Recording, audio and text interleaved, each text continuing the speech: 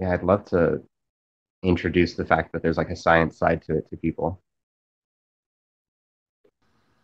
It's very sciencey. I like that part of precognition. I'm still new, but I do enjoy it. That's awesome. Yeah, I joined Reddit 6 years ago, and the only thing really big about it was the psychic subreddit, and I do not like that subreddit at all. And actually, the mod and I had like a little argument a while back. It wasn't an argument, but um, I mean, I don't know if it's the same mod now, but the one back then was full of himself and was mistaken about several things. And then, not to mention, it's just like any resistance you'll come across on Reddit or anywhere else. Like, there's going to be people that want to stick to the certain niche that they have for it or the certain way it's popularly conceived, you know? So I just was like, okay, there's going to be a new subreddit. It's going to introduce the science to people, and we're going to start normalizing this and not in the woo woo way. So if I have to do that on TikTok, I'll do it. Do you feel like precognition is more able to um, come out of someone's higher self when they're not rationalizing anything? Hmm. Yeah, I'd have to say so. Yeah. Um, in the community, we kind of keep bringing it up, like how best to trigger it. And after all these years, the number one phrase I see thrown around is kind of just focus on a stressor or focus on something that you want to foresee, and then let it go and just relax and don't think about it. In fact, do the opposite. Try to just let your mind go free. And the answer or the thing that you want to precog or the thing that does end up being precogged. Um, yeah, I don't know if that makes sense, but it's just something that we talk about a lot here. I would say it does. I mean, personally, I am not really aware of any precognitions that I have. None of them are intentional. And also, I do not have any precognitive relations with any sort of dreaming.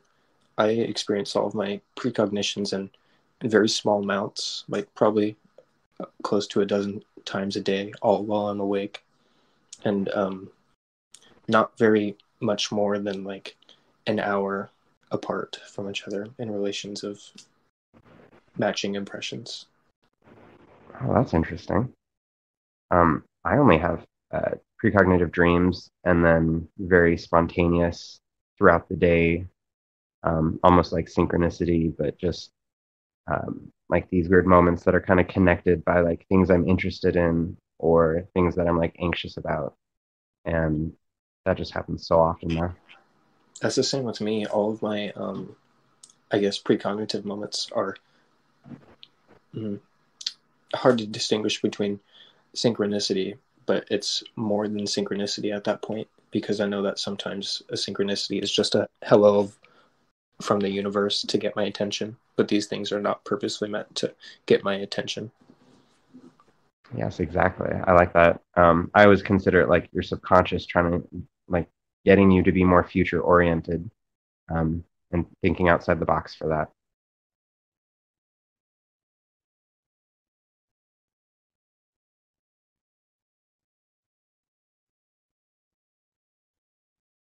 Yeah, I can also like I can kind of trigger it by just like staring at like a blank wall or like static on a TV. Like there's certain things that like once a day or at least once in a while I can like stare at, think of, and then it triggers like an accidental precognition, like very randomly out of control. But yeah, all the others are just even my precognitive dreams are out of my control. So Yeah, I feel like all of mine are not not necessarily coming from something that is my choice, like as if my higher self was a different type of person, you know? It's like a mhm. separate choice than would even be in my subconscious. It's random. Odd Absolutely. feeling.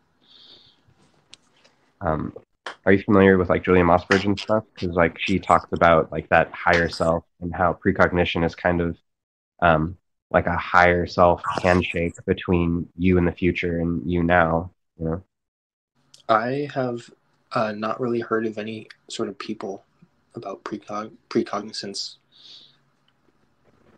Oh man. If you check out, um, let's see, there's like the recommended reading section of like Precog 101 and stuff. Um, there's some people in the community that are big time, and we've had an AMA. We've had actually several AMAs with them. Because how it goes is I'll find a book and I'll want to talk with the author, and then I'll ask the author if they want to do an AMA, and then next thing you know, they're here talking on the subreddit. Um, First one was Julia Mossbridge. She wrote Premonition Code and has the Positive Precog Training website. There's links to that on the subreddit too. Um, but the the website is so powerful because it literally um, it teaches you about precognition. It teaches you how to better be precognitive, and then you can quiz yourself, and then you can just start going through these test target practices and stuff. Um, Mhm. she's been very thorough with experiments and research.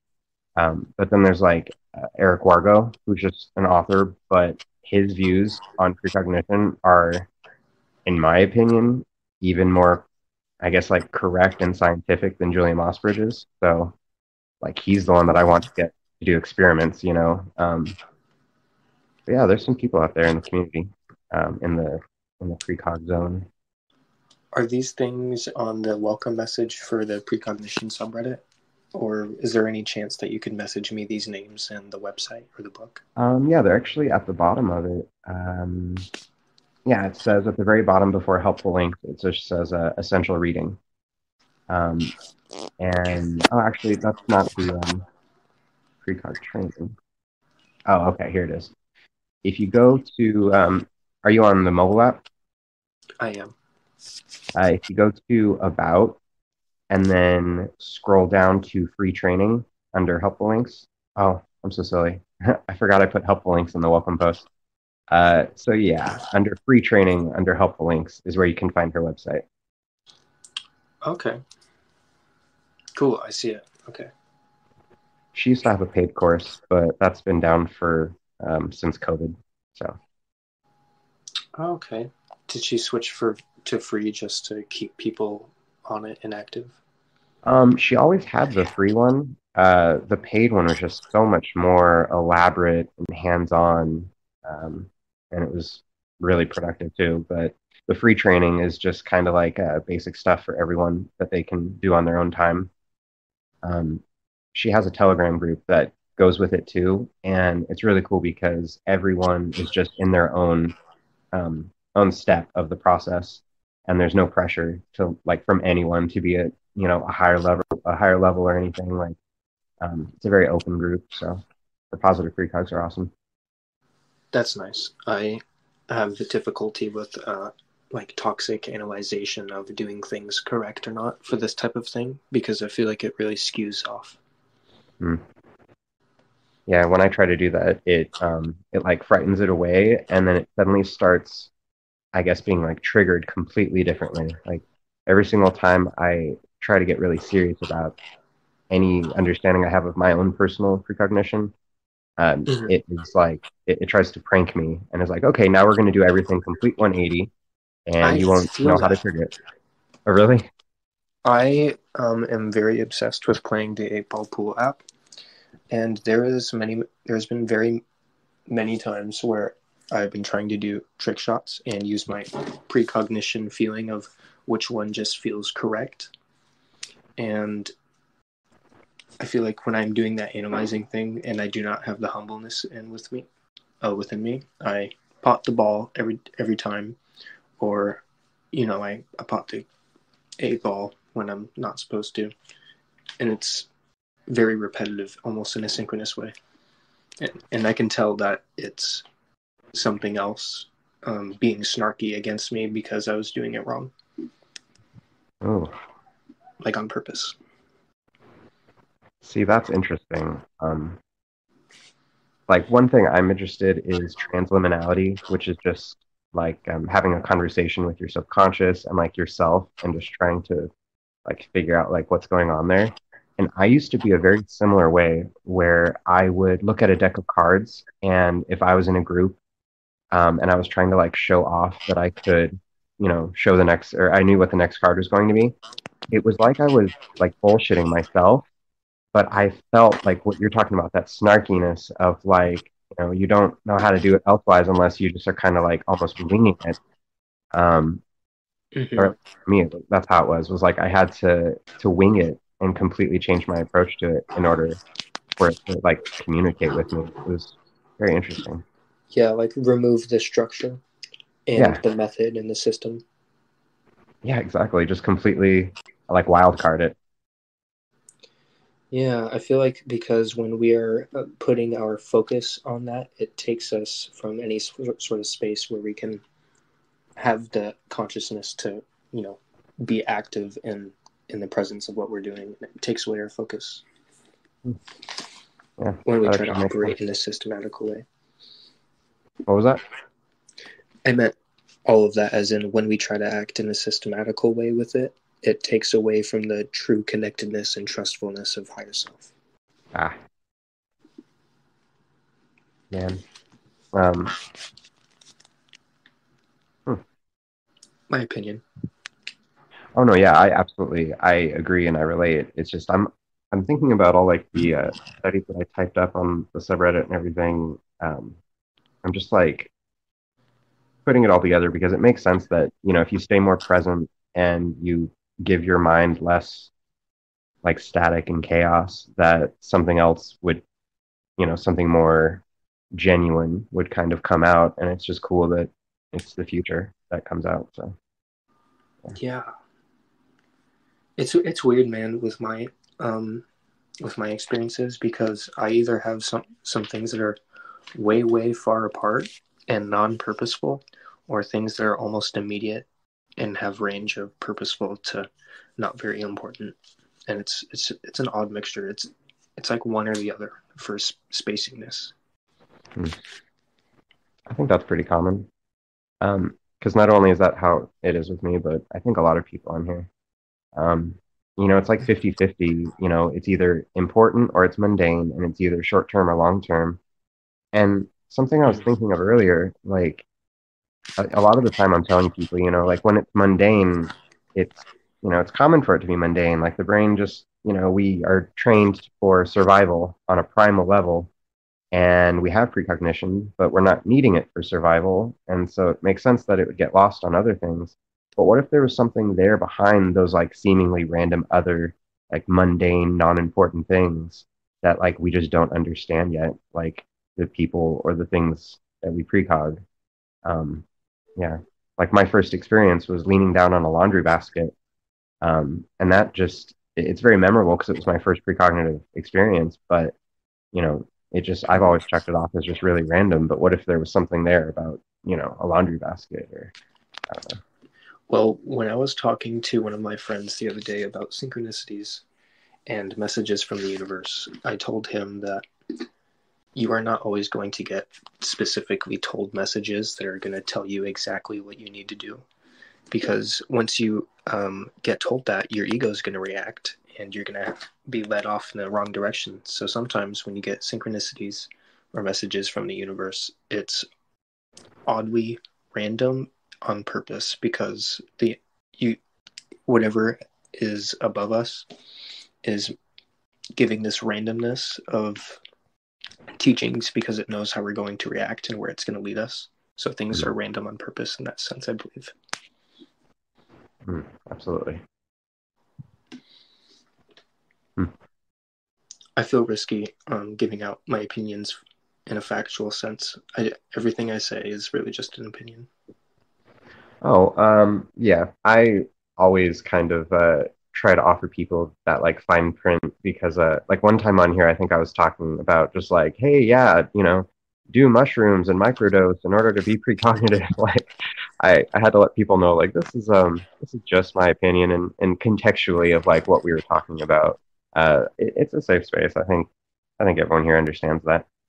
This Yeah, community really respects each other. especially with Reddit.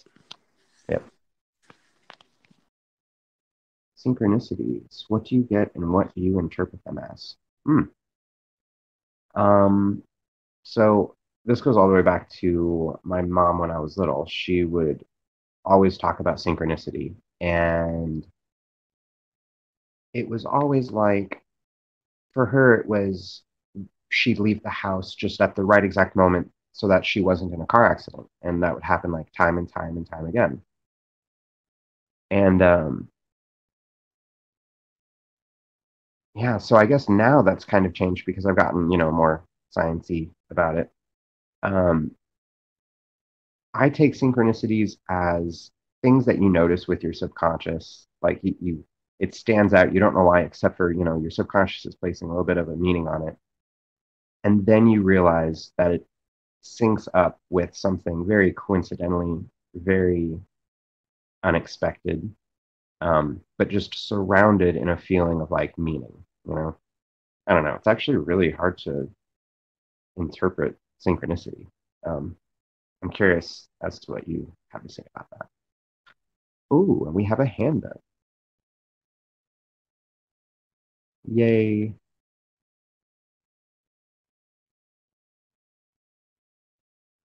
Welcome back, Earthworks.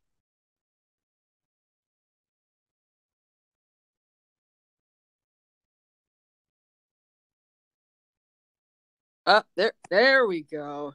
They still haven't updated the interface. Yep, I've got to remember how to unmute myself. You were talking about synchronicity. Yeah. Do you think it's just kind of an old-fashioned word or an old-fashioned concept? Is it like I don't know, maybe I have to check myself, because the more I've spent time, in the world of precog and remote viewing and stuff like that, I have to check my bubble. But it seems like the word synchronicity is almost, it's like entry level. It's an easier thing to accept and comprehend than like, oh, actually, really this. Do you know what I'm trying to say? Yeah, like a lot of people, they think they start off thinking they're having like a seemingly like telepathic or just some sort of like experience. And, if they were to do like the work and the research, it kind of, could almost always be pointed towards precognition, I'm pretty sure. Because like I'm in that same bubble where it's like, I came from a mom who talked about it all the time, but it does pretty much fall under precognition and is kind of like an entry level like word and term. You're right about that.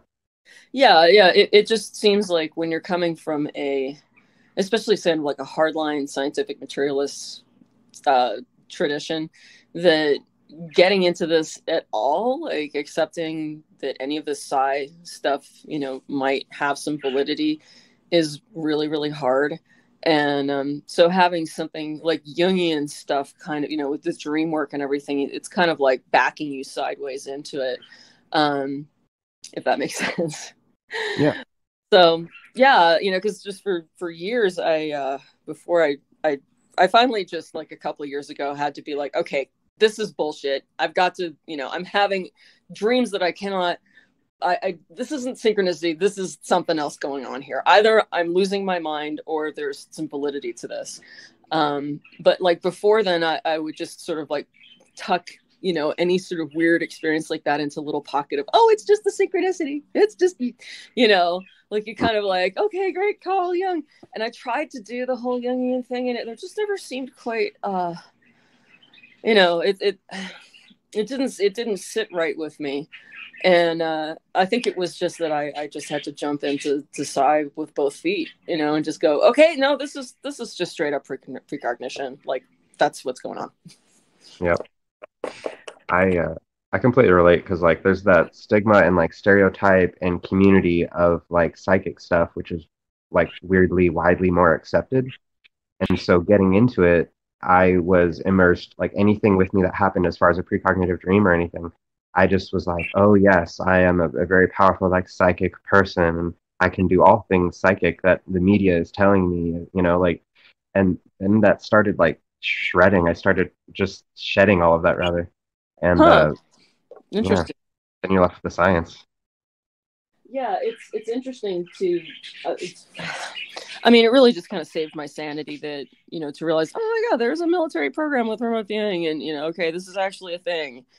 I think that's probably a lot of our stories with this is either there's something fundamentally wrong with the nature of reality, or I'm losing my mind. And I don't seem to be losing my mind. I'm paying my mortgage, not I'm any more than feeding usual. myself. I'm not exhibiting the signs that I associate with, people that are having a mental breakdown. So like, what's going on here? Yeah, I'm glad you brought up like the government program too, because actually that is one of the biggest examples that kind of confirms it, that it's not just something that people just share with themselves and is kind of crazy or like out there, but the fact that the government knows it, utilized it, it's just up to the rest of us to then catch up, it seems. Yeah, I mean, and it was like, oh wow, they did this, and they did it for over 20 years. Like, if Yeah. there had been no validity at all, I don't know that it would have lasted that long. And then, you can watch podcasts and read interviews with all the ex-military guys, and that they're so down to earth. Yeah. And yeah, I've really appreciated Paul H. Smith in particular. He's actually here in Utah, and I really want to go and take his courses in like his specific the military ex-military remote viewing that he was taught how to do. He does that here, and I would like to do that. Not this year. I think he only does like a couple of intensives a year, and this is not my year, but maybe next year. Yeah, hopefully. Yeah. I just Googled him. Yeah, 7-year veteran of the government Stargate program.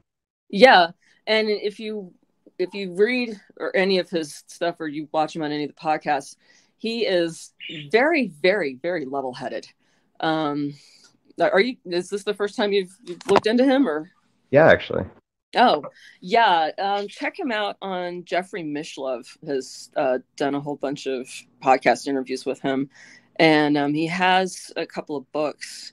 One of is like a memoir about like being inside Project Stargate, and then there's another one where he's talking more explicitly about the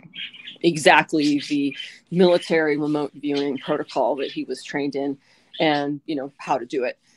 I think it's a lot easier with remote viewing if you have somebody who can actually kind of mentor you and show you the ropes. But reading about it certainly did help me at the beginning of this whole thing, where I was like, oh yeah, okay, yeah, this guy also appears to not be insane, so maybe we're all sane together here, and there's a thing going on. Exactly. I can actually do a really good Jeffrey Mishlove impression. I mean, oh really? I would need like a mirror in front of me right now, but yeah. Yeah, I love Jeffrey Mishlove. I've watched so many Thinking Alouds. Yes, he's awesome. And he's been doing it forever. Yeah. It blows my mind. Like, I'll see a video from so long ago, and he'll look pretty much the same. Yeah, he lost his hair, and his voice has gotten a little gravelier as he got older. But yeah, he's been plugging away and doing this since like 1980. Wow, that's awesome. Yeah. I'll have to check that out then. Paul H. Smith. Paul H. Smith, yeah. Oh, cool. And I'm in Utah. He's in Cedar City. Yeah, I've heard a lot about like remote viewing in regards to precognition. Like, for example, the remote viewing subreddit every week has their weekly target objectives. Yeah. And I was really inspired by that with the predictions feature that I just pushed out. I wanted like because not everyone on the subreddit practices like, remote viewing techniques, or even have like a sort of conducive or time for it in their lifestyle. Yeah. So I'm trying to find like that, almost that entry level middle ground between, having zero prediction features on the subreddit and then doing stuff like Julia Mossbridge, where, they go through their target practice and everything, and they do it in groups. But I can never seem to, like, my precognition never seems to be interested in a tag or like an ID, like memorizing like numbers or letters, and I'm trying to have that as like a focus. So I'm trying to make it involved with things that I'm like interested in. Have you tried like dream precog work? Oh yeah. I was just wondering, like, that, like, I've recently, I mean, I've read all like Eric Wargo, and I just finished a book by Robert Moss, he does dream work, but it's more like on the shamanic side. So I started writing intentions, like before I go to bed, and sort of just seeing what happens with those. And Julia has actually suggested like writing kind of a precog intention for that night and doing, just seeing what you got kind of dream work the next day. I wonder whether there could be some kind of a group tie-in with that. Oh, yeah. Don't have like a tag number or anything like that. Just say, like have an intention to dream this objective that is going to be set, like this night or whatever, and then just see what happens. And then you maybe have a target in mind of some sort, and then, like do a reveal the next day or 2 days later or something like that. Nice. I am writing all that down because that is just wonderful. Cool. Yeah, because I would try it. Absolutely. Like I wasn't sure about setting the actual predictions date for next week, because it's a lot of time that a lot of precognition, and then not to mention other random stuff could like pop up. I definitely like the idea of doing it just 2 or 3 days. I like that a lot better. Yeah. Yeah, and then the intention is a huge thing. Like I'm surprised I forget about that. Like, to be honest, there's so much to remember with precognition, and I still have ADHD, a decent amount. Yeah. So I can't believe I keep forgetting the whole intention thing. Like when I'm in moments where, on the Discord, just like yesterday, there was someone who's like, they really could use some precogging of some relationship advice that they need. And whenever I'm in moments similar to that, where I realize that there's something I could really use precogging because it would really help me out, I lay there in bed and I fully wrap myself up mentally in that thought and try to not even try to do anything. I just allow it to kind of repeat and then try to fall asleep to that. Sure. As if that's my intention. And then what's funny is I'll forget that I did that. And then I'll wake up, tell my partner my dream. And then as I'm doing it, I'm like, wait a minute, didn't I go to sleep asking for this and this? And didn't it just answer me? Yeah. That's more just like the simple act of remembering to write it down, because that's like the system 2, system 1 thing. And like the writing anything down is your system 2, your conscious mind or whatever, you think of as like your directive thoughts. Like that's where you can make the two of them meet, where you've got like your subconscious, like intuitive, precognitive dreaming mind. And then if you have the intention, you can like flip back the next morning and go, oh yeah, then you don't forget. Like, and there's like, it seems like what I've been doing in the last, few years with all of this is just trying to get my conscious and subconscious minds to be aware of each other.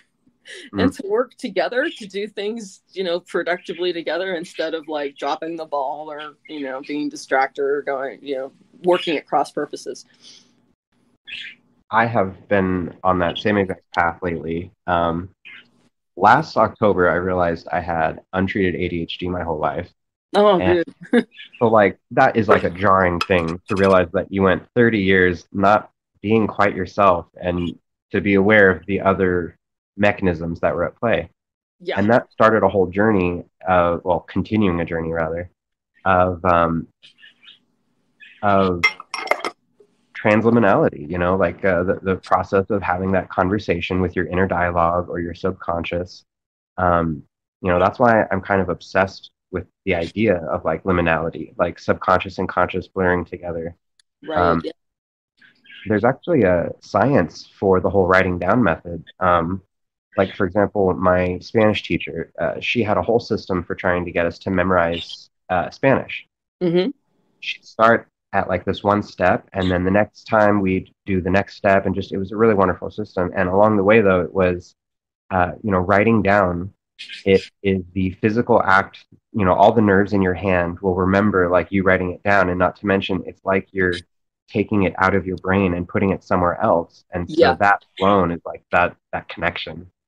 Yeah, they've actually done studies that if you take notes while you're studying something, even if you don't read the notes ever again, just the act of taking them makes it more so that you can remember, like, things stick in your mind better just from writing them down. Mm-hmm. Yep. I guess that's what we're doing here, is trying to get everybody, inside my one body all on the same agenda. Yeah. I like the meme. I'm trying to remember what I think it's like I think it's called Undertales. It's like an internet thing. Uh-huh. But there's this meme about it where oh, other people, and it's like, I am other people. Mm-hmm. As a Gemini, I have a lot of fun with that joke too, by the way. Oh, Gemini, I see how you are. uh No, I'm a Capricorn. Take that how you will. Ooh, I am a Capricorn moon. Okay. I get along very well with Capricorns. Oh, cool. I have a question for you too. Oh, wait, what'd you say? Dude with I don't know your username. I was just curious, how old were the two of you when you started having any realizations of being connected to your subconscious liminality, I think you guys called it? Oh, it depends on what you mean by, like, accepting it. I always knew there was something weird going on, but it wasn't until, like, a couple of years ago when I realized that there was science behind it, when I was able to sort of bring everything together and not just be like, oh, there's this whole part of me that's just insane. But I mean, it's been like this my whole life. Like, weird shit has been happening to me since I was a small child. But, like, literally this culture pretty much just, told me that I was being psychotic or insane, or like this wasn't real, or something like that. So, like, take that how you will. And then as for me, I agree. Like, it's been there my whole life. But I've had different moments and these are like really strong moments of like self-awareness and self-realization. And in those moments, it's like I've been aware of this other part of me. And this is something that we were talking about just like 40 minutes ago on here. There's like an attitude that can come from, your subconscious, your other side. And I felt that when I was 11. I remember the exact like moment where summer started and I looked into the mirror, and it was like I was looking in the mirror for the first time. And that was like a weird subconscious, like, projecting sensation. I don't know how to phrase it. But then I went through the same thing again when I was 18, and 18 is definitely more accurate with me realizing that there was like a subconscious connection, and that there was just like something there that I could try to control and influence, but is largely like elusive to me, I like that. When I was about 15 and a half or 16, I overdosed on some fake LSD. Ooh. And all of it's bad, ignoring all of that, all the positive that came out of it, I experienced such a fluid connection to my subconscious. Like, if you've ever heard anybody talk about types of geometry from psychedelics, I don't remember if it's 8A or 8B geometry, but there is basically like I'm lost for words. It's the type of geometry where you are able to map all of the things in your brain and how they work. Oh, like a tempo-spatial type. I think I know what you're talking about. Like a tape. Ooh, yeah. The words are escaping me too, but I know exactly what you're talking about. It's such a weird feeling. Like, can you describe it more? Because, like, I'm curious. Well, for a few years I've kind of stopped taking psychedelics, so it's kind of hard for me to actually remember how it felt.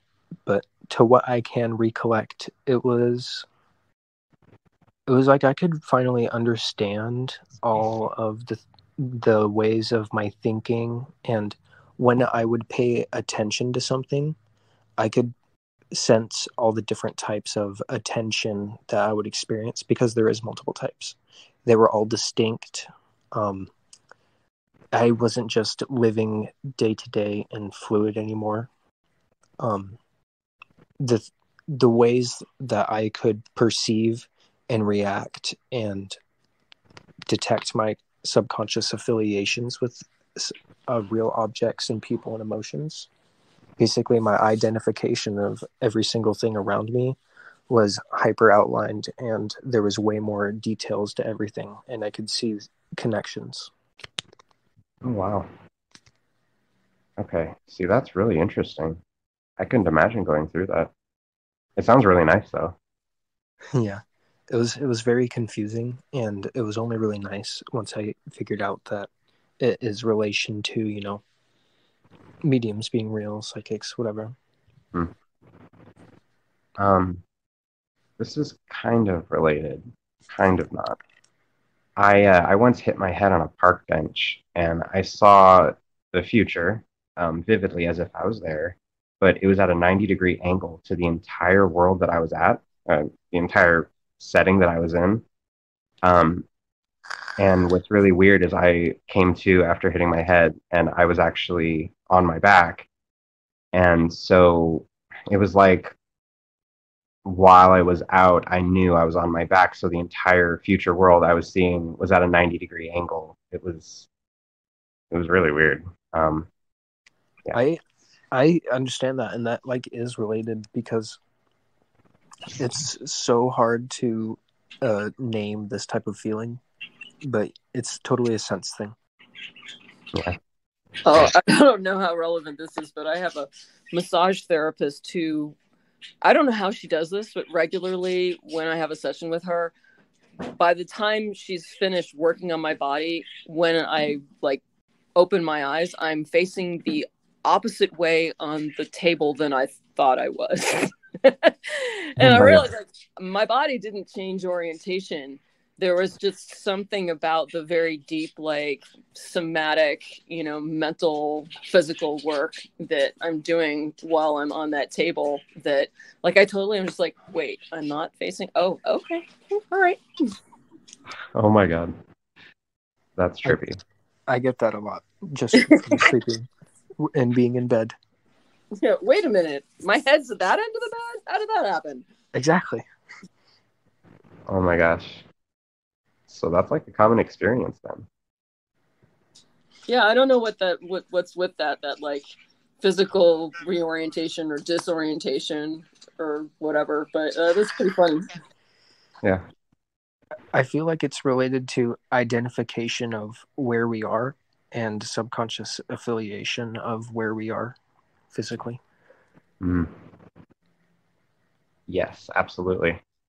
That, because I was thinking of that during this last conversation, talking about how things have an attention to them, more detail to them.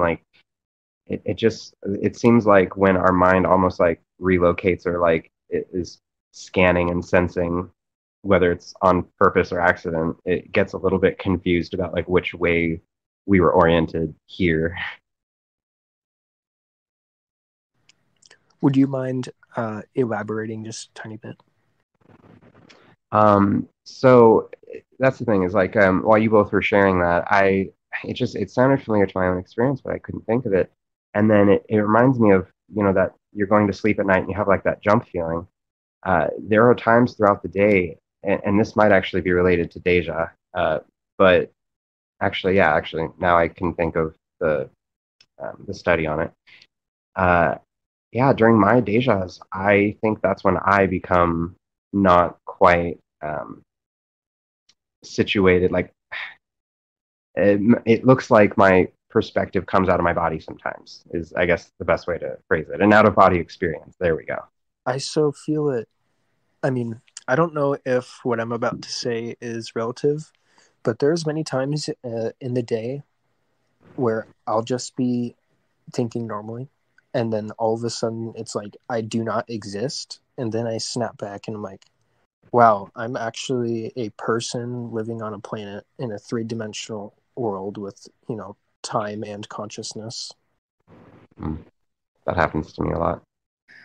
Yeah, if you want to pathologize that, you could say it's dissociation, but I think there's something else going on with that too. I mean, I take classes with Julia Mossbridge, and one of the things that she emphasizes is because there are people who just do astral projection and just leave their bodies, and she's all about staying in your body and using your your senses within the realm of psi to receive impressions, but don't actually let yourself get taken away elsewhere. And I realized that I project myself without thinking. I have a trauma history. I had a shitty childhood. Don't need to go into it. But one of the things that you do when you are in, tremendously unsafe situations when you're very, very small is you don't know you're doing it, but you learn to use your psi powers, your precognition or your remote sensing or whatever, to figure out where people are and to be able to keep yourself out of their way. So, like, for example, now that I'm doing, I'm actually like training more precog stuff, and I'm doing this like operational precognitive remote viewing. I noticed, for example, I don't know, like a few weeks ago, I was watching this video with Jack Black on YouTube. And as I was watching this video, he brushed his hair away from his face, and I could feel his hair on, like, as if I was in his body. Like, oh, like, he brushed his hair away. Oh, like, that's my face. Wait, no, that's Jack Black's face. And then I started watching the video. I was like, oh, that shirt, and it feels like this. And I was like, wait a second, this isn't me. And I asked Julie about that, and she was like, yeah, you need to pull back from that. She does an unmerge, unmorph, unblend little ritual at the end of all of her remote viewings. And, it's not like it's a bad thing necessarily that it happens, but to be aware of when you're projecting yourself out of your body or when you're being sucked out of your body or whatever, and to just do a little like self-awareness ritual to bring yourself back in and go, like, I'm me, I'm in this particular body in this particular place, and I'm not Jack Black, okay? I love Jack Black. Yeah, I like the unmerge, unmorph, unblend thing, because I definitely have a problem with dissociation. I too had trauma when I was younger, and as soon as you said dissociation, I was like, oh wait, that's right, I also have that. Me too. So. Really? Oh yeah, it's really, really common with people who realize that, I think we pretty much all of us have precognitive or psi powers of some sort, but the people who realize that these things, but we've been using them, very often we have especially childhood trauma where it was just like, oh, that situation, that's how I survived, was knowing where that person was and not being where they thought I was. Yep. May I ask you too, do you two happen to believe that souls choose which body to enter and which life to live before we enter to live here on Earth or any other planet? Ooh. That is a loaded question. Personally, I have been torn on that lately. I keep like coming across that thought and then just walking away from it, because it seems like it's just something I have no idea about and will never know about. And I can, throughout the years, keep thinking about and hypothesizing, but it just kind of drives me crazy at this point, because we'll probably never know, seemingly. The way I think about it is this, is that I'll post this somewhere for you guys. I had business cards made up that look like Monopoly community chest cards that say "Get out of paradox free." The bearer of this card is entitled to hold one or more conflicting beliefs at any given time. So whenever I get kind of put in a corner with this stuff, I just play the "Get out of paradox free" card and go like, why can't we have both? ¿Por qué no los dos? On the one hand, I have this sense of a future version of myself that is able to dwell in this, well, it all worked out, and I must have done this on purpose at some level, put myself in this situation so that I could be challenged to the point almost of being broken into tiny pieces. But I came through that, which made me into a much stronger person, which is doing these incredible things that I couldn't have done if I hadn't been put through that. However, the me that is right now, which I'm still going through trauma therapy and having to, we'll just say the last 2 years have been hell, and we're finally through most of the hell. But I'm still kind of putting the hell to bed. I look at that thought of like, I chose this, and I'm like, no, because I'm not fucking insane. I'm not, I'm not into masochism. I don't like hurting myself. Why the fuck why would any sane entity in the universe do this shit? So anyway, it's one of those things where I have to kind of just like, roll with however I'm feeling at the time. So like, if I wake up in the morning, I'm like, God damn it. It's like, okay, this wasn't fair, and this wasn't right, and obviously I didn't choose this. But then sometimes I'm rolling with a little bit more, and it's like, I'm not a victim of this. Like, however it comes out, like I certainly have been able to achieve a lot more like really interesting stuff than I would have if I'd had a way more normal life. Mm-hmm. Same. This makes me think about my opinion of so the conflicting views of people that believe they chose their life here, and the ones that think that they did not choose to live their life here. I was thinking the egotistical mind did not choose here. A person is going to be born no matter what, if your soul chose that body or not. And that ego did not ever choose to be born. But the higher consciousness chose to enter. So whether or not you are willing to believe you chose there may or may not depend on whether you're connected to your ego or to your higher self. Yeah, that makes sense. Because I mean, like the ego, we all have an ego, and we all have to have an ego, otherwise we wouldn't be able to survive in human bodies. But that ego part of me is like, fuck no. But like, if you can step back and sort of look at the larger picture, it's just like, okay, but if you didn't, you wouldn't have been able to do XYZ, all of this really cool shit. It's like, yeah.